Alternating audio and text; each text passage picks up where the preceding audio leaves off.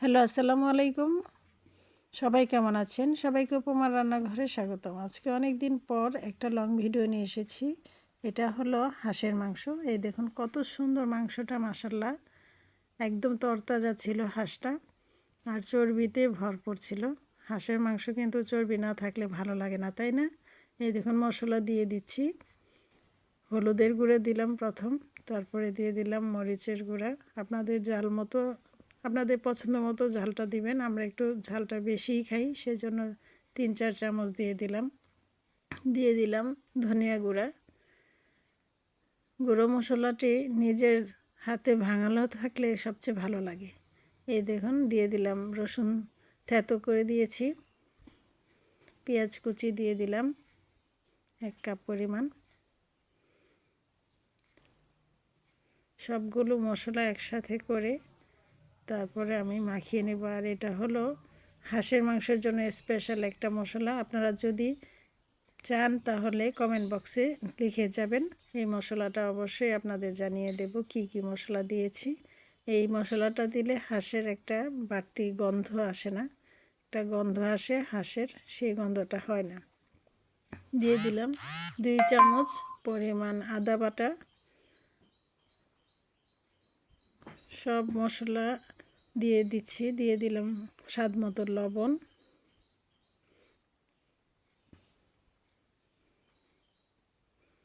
তারপর দিয়ে দিলাম পরিমাণ মতো খাবার তেল। সবগুলো একসাথে করে এখন ভালো করে মাখিয়ে নেব। প্রত্যেকটা খাবারই কিন্তু একটা শিল্প, রান্না করার শিল্প।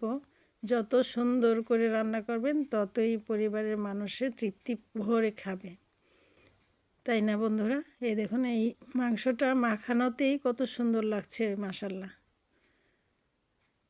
এই দেখুন মাংসটা ভালো করে মাখিয়ে নিলাম। এখন আধা ঘন্টার জন্য রেখে দেব। এখন মাটির চুলায় চলে আসলাম। মাটির চুলার রান্না কিন্তু অন্যরকম স্বাদ, তাই না? আমার এই রান্নার চ্যানেলটা যদি আপনাদের ভালো লেগে থাকে তাহলে লাইক, কমেন্ট, শেয়ার করে ফলো দিয়ে আমার পাশে থাকবেন। দিয়ে দিলাম তেজপাতা। এখন ঢাকনা দিব না। হাঁসের মাংসে কিন্তু ঢাকনা দিতে হয় না। হাঁসের মাংসে ঢাকনা দিলে হাঁসের একটা গন্ধ আসে। আর সে যেই মশলাটা দিয়েছি, ইনশাল্লাহ আপনারা যদি চান আমি দেব। মাংসটা কষানো হচ্ছে আর এখানে আলুগুলো এভাবে কেটে আমি ভেজে নিচ্ছি। হালকা একটু লবণ দিয়ে দিয়েছিলাম। লবণ দিয়ে আলুগুলো আগেই মেখে রেখেছিলাম যাতে আলুগুলোর ভিতরে ঢুকে। বাড়তি পানিটা, এখন নতুন আলু, বাড়তি পানিটা যাতে বের হয়ে যায়। ভালো করে লাল লাল করে ভেজে নেব।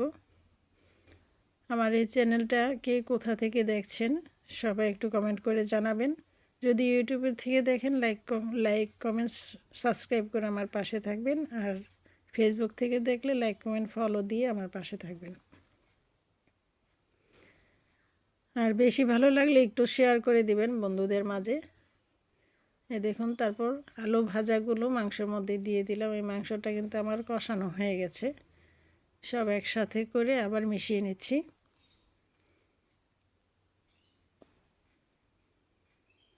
মাশাআল্লাহ কত সুন্দর কালার এসেছে দেখেন।